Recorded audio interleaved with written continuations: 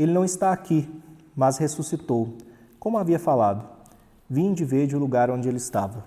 Mateus 28, 6. Olá, essa é a nossa última mensagem da série de Páscoa, a nossa última reflexão. E hoje nós vamos falar, finalmente, sobre a vitória. Nós vamos falar hoje absolutamente sobre aquilo que vivemos e comemoramos na Páscoa, a ressurreição. Nós vimos nos últimos vídeos a questão da morte de Jesus e a sua importância, aquilo que a morte de Cristo trouxe a nós, aquilo que a morte de Jesus nos proporcionou, aquilo que ele viveu para que nós vivêssemos aquilo que nós temos hoje. Só porque aquilo que nós vivemos hoje só faz sentido por conta da ressurreição de Jesus.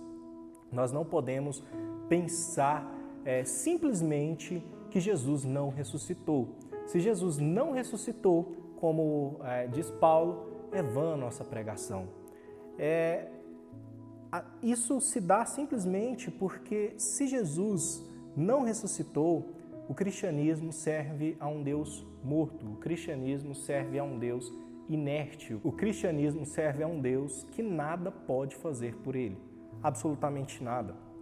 E isso traria para nós a maior das desesperanças.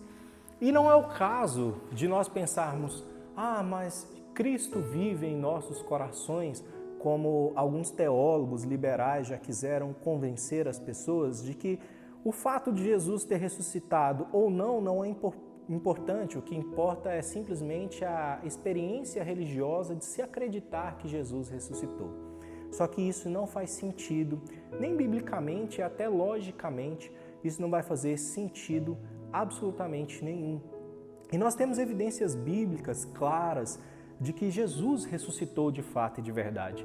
Assim como nós falamos no último vídeo sobre evidências da narrativa dos evangelhos que não se preocupam em demonstrar uma história floreada de maneira a enganar as pessoas, na ressurreição de Jesus acontece a mesma coisa. Primeiro, porque mais uma vez, quem testemunhou inicialmente a ressurreição de Jesus e foram incumbidas de anunciar foram 3 mulheres. Aqueles que queriam convencer alguém de alguma história naquele tempo, como nós já vimos, não colocariam a 3 mulheres como uma testemunha de uma história real naquele tempo, pelo menos não naquele tempo. Outro fato é que Paulo vai dizer em 1 Coríntios, capítulo 15, que Jesus apareceu a mais de 500 irmãos de uma só vez em sua ressurreição. Facilmente, talvez hoje, facilmente alguém diria, não, mas qualquer um conta qualquer história, qualquer momento e diz o que bem entender. Isso pode até fazer sentido hoje, mas não faz sentido histórico algum, porque naquele tempo, uma história mentirosa que envolve mais de 500 pessoas certamente teria sido contrariada. E nós não temos evidências nem bíblicas, nem históricas de que isso aconteceu. Outro fato muito interessante é que o narrador, os narradores dessa história, os narradores do Evangelho, eles não se preocupam nem mesmo em esconder a incredulidade dos próprios apóstolos.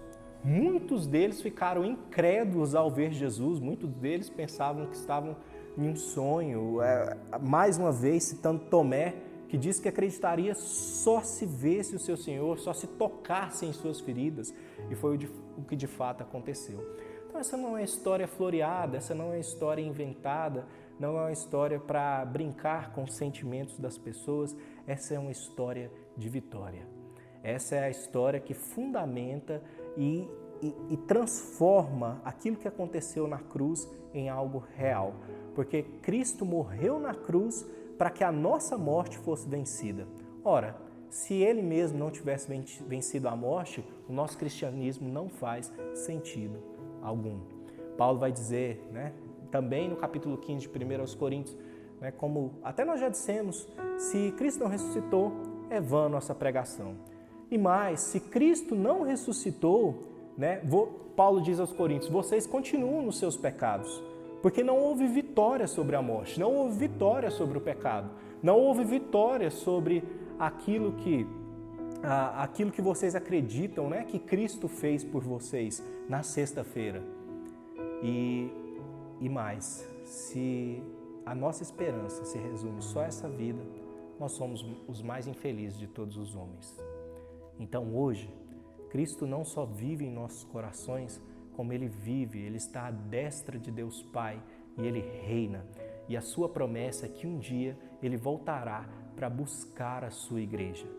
Hoje é dia de comemorar a vitória que Cristo teve sobre a morte e que representa também a nossa vitória.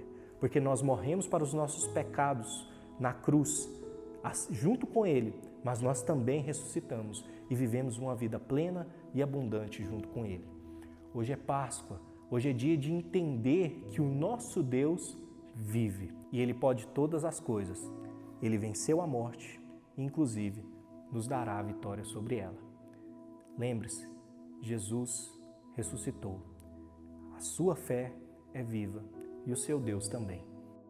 Tragada foi a morte pela vitória. Onde está, ó morte, a sua vitória? Onde está, ó morte, o seu aguilhão? 1 Coríntios 15, 54 e 55.